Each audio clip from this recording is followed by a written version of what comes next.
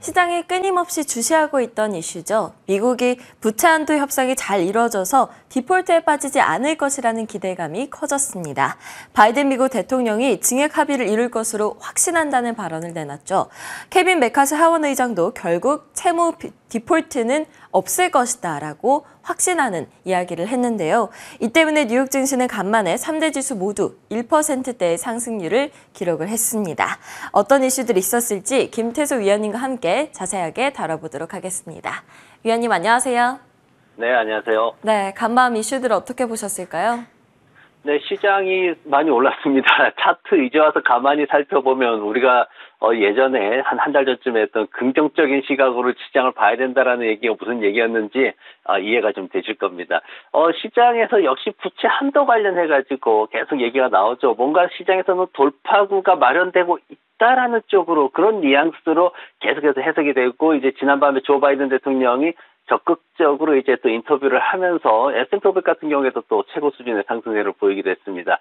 바이든 대통령이 이제 G7 정상회담 출국을 앞두고 이제 만나가지고 다른 대안이 없다 이제 그렇게 얘기를 했죠. 다른 대안이 없는 게 뭐냐면은 이제 부채 한도 늘리는 거에 이제 합의를 해야 된다 이제 이렇게 얘기를 했습니다. 그러면서 이제 그동안에 이제 중요한 게 뭐냐면 이제 디폴트로 가느냐 마느냐 이제 이 얘기를 계속 해왔는데 이 디폴트로 가는 것만은 이제 아니다. 그렇게까지는 가지 않을 것이다. 이렇게 지금 여야가 모두 동의를 했다라고 그렇게 발표를 했습니다. 메카시 같은 경우에도 지금 나오는 게 뭐냐면은 이제 6월 1일 날 이제 마감 거의 기한을 좀 두고 있죠. 자네 옐런 장관이 이제 6월 1일까지밖에 못 버팁니다. 이렇게 얘기했기 때문에 그때까지는 어떻게든지 성사를 시키겠다. 그리고 가능하면 주말에도 성사가 될 수도 있다. 이렇게 또 얘기를 해가지고 굉장히 기대감을 높이는 모습이었습니다. 여기에 대해서 이제 여러 가지 말들이 많은데 특징적이었던 게 JP모건 쪽에서 이제 그 미국 시장 정보팀에서 보고서를 내놨어요. 그러면서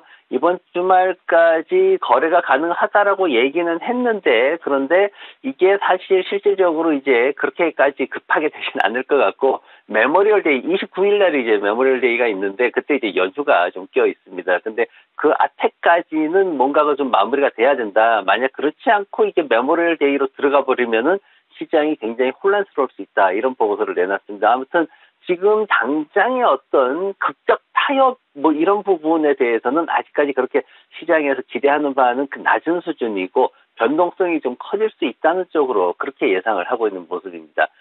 미국의 어떤 경제 지표 관련해가지고 주택 착공이 4월 달에 1.2% 증가를 했습니다. 연간 기준으로 보면은 여전히 많이 하락하고 있는 모습이고, 그리고, 건축 허가 같은 경우에도 한 1.5% 정도 감소하는 모습을 보였습니다. 거기에 이제 다가구 같은 경우에, 일반 주택 같은 경우에는 이제 1.5%인데, 다가구 같은 경우에는 지금 9.7%나 크게 감소하는 모습을 보였습니다. 모기지 금리는 6.57%로 다시 또 상승을 했어요. 그리고 원유 재고는 504만 배럴이나 상승하는 모습 보였습니다. 지금 원유 비축량이 최대 규모로 증가를 하면서 뭔가 이제 좀 기름값이 좀 공급이 많아지니까 떨어져야 되는데, 근데 지난번 같은 경우에는 이제 계절적인 수요, 여름에 이제 전반적으로 계절적인 수요가 좀 많이 늘어나는 현상이 생기기 때문에 그런 내용에 따라 가지고 유가가 좀 상승하는 모습이었습니다. 내일 같은 경우에 이제 27만 건 정도 신규 실업수당 신청 건수가 발표를 앞두고 있고요. 시장에 큰 영향을 미치진 못하겠죠. 그리고 필라델피아 지역의 제조업 역시 하락세를 지속할 것으로 전망이 되고 있습니다. 그리고 기업들은 알리바바하고 월마트가 실적 발표를 앞두고 있는데 월마트 같은 경우에는 조금 상승할 것으로 그렇게 예상되고 있고, 하지만 알리바바 같은 경우에는 92센트 정도 EPS 예상되는데 이게 한 30% 정도 전년 동기 대비해서 하락하는 수준이기 때문에 기대치를 어떻게 맞춰주는지 그 부분을 우리가 좀 주목해야 될 것 같습니다. 네, 실적 시즌이 거의 막바지에 이른 가운데 소매 기업들의 실적이 아직 남아 있습니다. 월마트와 알리바바의 실적 곧 나올 예정이니까요. 꼭 참고해 주시고요. 이번에는 흐름 간단하게 살펴보도록 하겠습니다. 대부분의 섹터가 강한 상승세를 보였습니다. 기술, 커뮤니케이션, 금융, 그리고 임의소비재 섹터까지 너나 할 것 없이 1에서 2%가량 상승을 했고요. 유가가 여름 수요 낙관에 2.7% 가까이 상승을 하면서 에너지 섹터도 흐름이 좋았습니다. 테슬라가 이날 크게 올랐죠. 4% 넘게 뛰었는데요. 일론 머스크가 주주총회에서 사이버 트럭을 연내 인도할 수 있을 것이라고 언급한 점이 긍정적인 영향을 줬습니다. 그럼 종목별 이슈들 자세하게 살펴볼까요? 네, 테슬라 얘기를 안 하고 할 수가 없습니다. 지금 테슬라 같은 경우에는 2019년도 이후에 신차가 나오질 않고 있어요. 과거에 이제 제가 테슬라가 신차 못 내놓는 것 때문에 굉장히 안 좋게 많이 평가를 했던 적이 있는데 새로운 신차에 대한 얘기가 좀 나오고 있습니다. 지금 일론 머스크가 사람들이 다음 제품이 뭔지 궁금해하는 걸 잘 알고 있다. 그러면서 이제 실질적으로 새 제품을 만들고 있다. 이렇게 얘기를 했습니다. 그러면서 이제 2대 정도의 모델을 지금 시장에서 만들고 있다라고 얘기를 했는데 이게 이제 2대 만들어 출시하는 게 중요한 게 아니라 거기에 이제 덧붙여서 나온 게 제조 비용을 절반 가까이 40%나 줄일 수 있다. 그리고 연간 이 신차를 500만 대까지 생산을 하고 할 수 있다. 이렇게 지금 예상이 됐습니다. 그래서 지금 기존의 어떤 모델 3에 대해 가지고 굉장히 수익성이 낮아지고 있는 거에 대한 우려가 있는데 이 부분 그 사이버 트럭이라든가 뭐 이런 신차 쪽에서는 수익성이 좀 개선될 것이다라는 기대감이 생기면서 주가가 끌어올려지는 모습이고 그리고 계속해서 이제 CEO를 하겠다라고 얘기를 했죠. 사실 교체설도 있었는데 트위터는 교체를 하는데 이제 테슬라 같은 경우에는 자기가 계속 하겠다 이렇게 얘기를 했고 그리고 앞으로 이제 광고 쪽에도 우리가 좀 더 신경을 쓰겠다 이런 얘기를 했습니다. 광고를 좀 더 하면 매출이 더 나오지 않겠냐 이런 얘기 많았기 때문에 그런 부분들이 전체적으로 좀 긍정적인 역할을 했고 그리고 웹부시의 저격수죠. 댄 아이브스가 나와가지고 이제 좀 긍정적일 수 있다 이렇게 또 평가를 하면서 주가를 끌어올렸습니다. 타겟 같은 경우에는 지금 그동안 소매주도 조금 우려하는 목소리 있었습니다. 그런데 매출이 0.6% 증가했고요. 그리고 EPS 같은 경우에는 기대치는 맞췄습니다. 하지만 조금 전년 동기보다는 조금 하락하는 모습을 보였습니다. 다만 이제 디지털 판매 같은 경우에 지금 한 3.4% 정도 감소하면서 이 부분의 우려는 조금 남아있고 그래도 재고 같은 경우에는 16%나 감소하면서 이제 소매 판매 업체들이 재고 줄이는 노력은 거의 성공했다 이렇게 평가를 받고 있습니다. 제프리 쪽에서는 매수 등급 계속 유지하면서 앞으로도 더 성장 가능성이 있다 이렇게 긍정적인 평가를 내놨고 간만에 C3AI 이 종목이 쭉 올라왔습니다. 10% 이상 쭉 상승을 했는데 5월 31일 날 이제 실적 발표를 앞두고 있죠. 손실은 조금 더 확대될 예상이긴 한데 그래도 지난밤에 나온 게 2023년도 이제 전체적인 수익 지침에서 기존의 그 가이던스보다는 한 150만 달러 정도를 더 높게 잡아 올리면서 시장에서는 이런 부분들이 성장할 수 있구나라는 쪽으로 해석이 되면서 한 5% 이상 이렇게 성장 가능성이 또 전해지기도 했습니다. 그러면서 주가도 또 크게 오르는 모습 보였고요.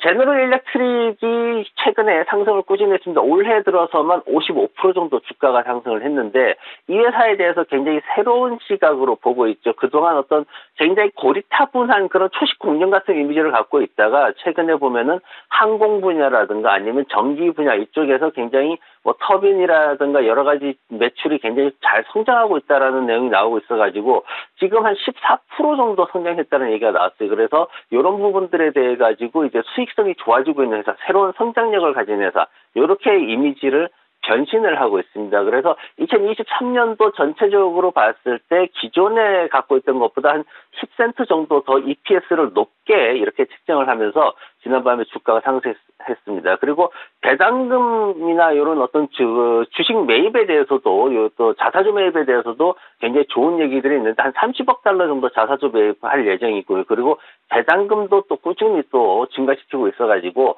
시장에서 긍정적인 평가를 받고 있습니다. 제가 엔비디아 차트를 가지고 왔어요. 지금 엔비디아가 정말 잘 올라왔습니다. 지금 104% 정도 이렇게 올라왔어요. 전체 기간을 보면은 마침내 300달러도 돌파하는 모습을 보였습니다.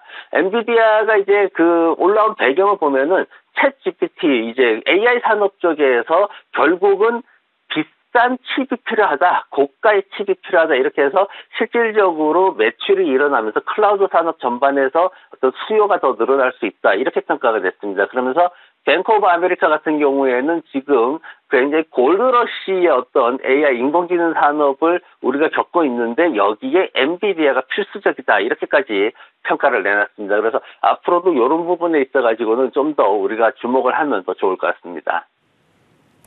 네, 간밤 종목별 이슈들 자세하게 짚어봤습니다. 그렇다면 오늘 위원님의 픽은 무엇인지 궁금해지는데요. 코로나19 팬데믹 때 우리의 일상 속에 아주 깊이 있게 스며들었던 기업이죠. 줌커뮤니케이션스 가져오셨습니다. 그 이유가 뭘까요? 네, 지금 우리가 이제 시장에서 보는 게 조금 전에도 이제 엔비디아 말씀드렸는데 결국은 인공지능이라는 테마가 다양한 분야로 접목이 되면서 그쪽에서 매출을 실질적으로 어떻게 올리느냐 여기에 따라서 테마가 이렇게 흘러가는 모습을 볼 수가 있습니다. 지금 클라우딩 컴퓨터 쪽에서 이제 계속해서 이제 인공지능 이런 것들이 계속 이제 그 접목이 되고 있는데 뭐 학습이라든가 아니면은 뭐 여러 가지 뭐 컴퓨터 관련된 기능에서 많은 활용도를 지금 보이고 있습니다. 줌비디오 같은 경우에는 지금 엔솔페이라는 회사하고 전략적 파트너십을 지난번에 발표를 했습니다. 이 회사가 이제 인공지능 관련된 그런 소프트웨어를 개발한 회사인데, 채팅할 때 어떤 와이트보드 기능을 사용한다라든가 아니면은 여러 가지 이제 플랫폼을 통합할 수 있는 그런 기능들을 가지고 있습니다. 그래서 이 회사하고 이제 서로 파트너십을 맺어가지고 기업하시는 분들이 다자간에 이제 화상 회의를 할 때 그때 굉장히 다양한 기능들을 갖다가 제공을 하고 그리고 그 회사의 빅데이터를 통해 가지고 뭐가 필요한지 이제 자연스럽게 인공지능이 그걸 필터링 해가지고 제공할 수 있도록 그렇게 이제 서비스를 더 향상시키겠다 이렇게 발표를 했습니다. 그래서 어떤 기업 쪽에서 개인 간의 어떤 화상 대화에 있어서는 이제 성장성에 대해서 조금 얘기가 좀 주춤하다 이렇게 얘기가 나오다 보니까 기업 쪽에서 좀 더 매출을 올려보겠다라는 전략적인 그런 측면에서 접근을 하고 있습니다. 그래서 기업들이 최근에 한 18% 정도 성장을 했기 때문에 이런 부분들이 지금 시장에서 굉장히 긍정적으로 평가되고 있고 최근에 이제 전체적으로 비중을 봤을 때는 매출의 57%까지 기업들이 비중을 올리고 있기 때문에 이 부분이 앞으로 더 성장이 될 것이다. 그렇게 전망이 되고 있습니다.